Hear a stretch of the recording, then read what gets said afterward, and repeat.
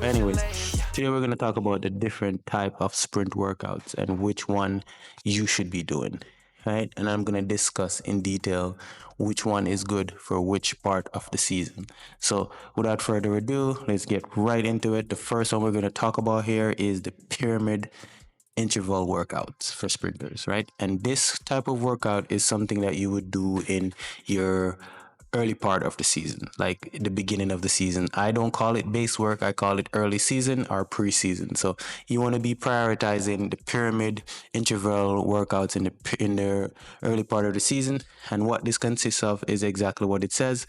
A perfect example of a pyramid style workout would be I have my quarter milers, right? I would have my quarter milers in early season do a 600 breakdown where they go 600, they go 400, then they go 200, and then they go back up. So they would go 6, 4, 2, 2, 4, 6. And you could do this with time as well. So you could give them a 60-second sprint, then a 45-second sprint, and a 25-second sprint, and then they go back up. So they would go 60 seconds, 45 seconds, 25 seconds, then they go back to 25 seconds, 45 seconds, and end with 60 seconds. And that right there would be a pyramid interval workout.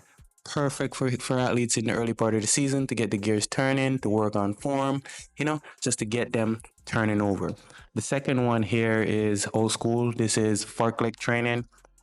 And all this means is that you're mixing it up. So a perfect example of a fartlek workout would be I would have my quarter milers again, our sprinters. Everybody could do this workout. This is a workout that you could mix in with everybody, right? You can have your sprinters and your quarter milers do this.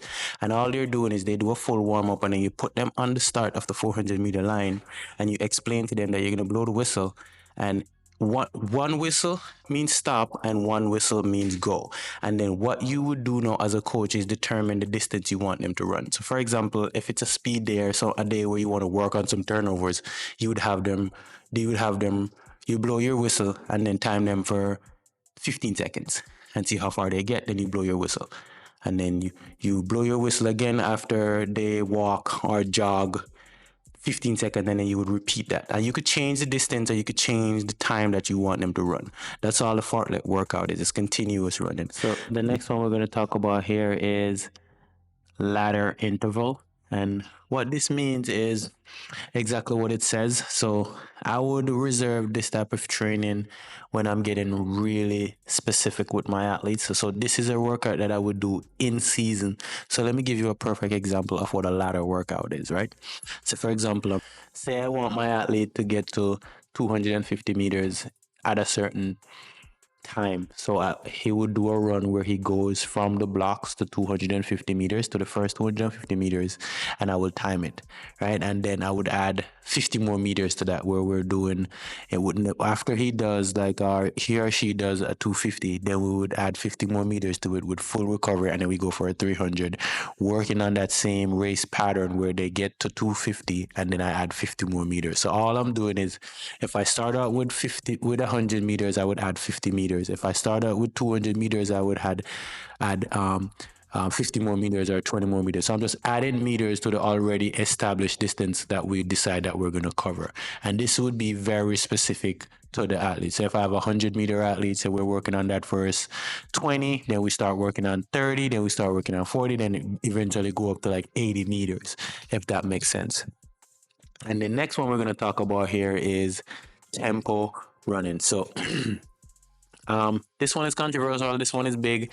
This one is something that most coaches live by. I'm not a big fan of the tempo running. I think it reinforces bad mechanics. I don't think it teaches athletes how to sprint properly if you're a sprinter. So this type of training you would reserve for your middle distance runners or your somebody who's coming back from an injury or something, right? You wouldn't do this type of training for an athlete who is in season and trying to run extremely fast. And what tempo training is there is no specific time on the athlete.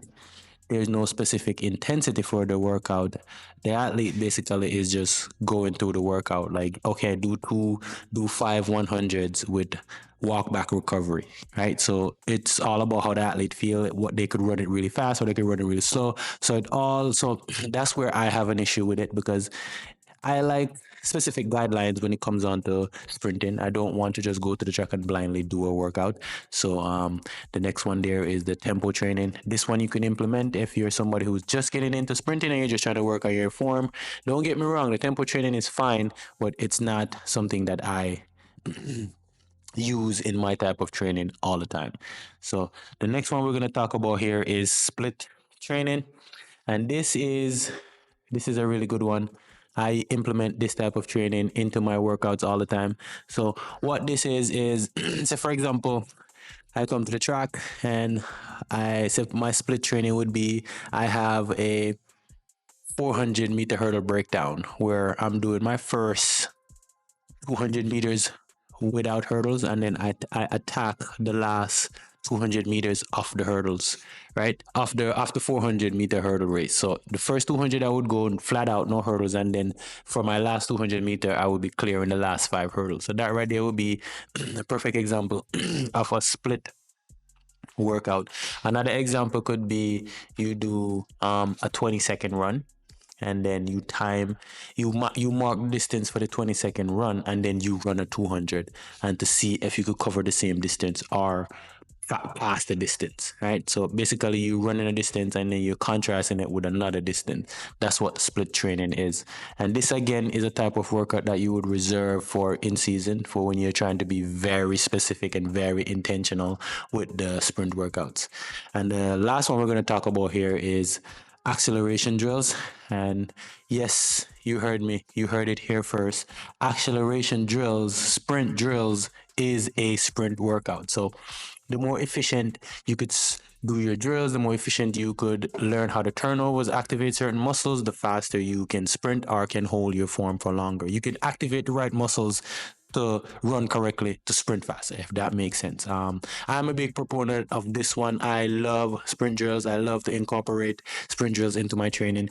Actually, fun fact, if you're trying to teach an athlete how to be a better athlete, you cannot teach them much when they're running at all out or 90%. You can't teach them much, right?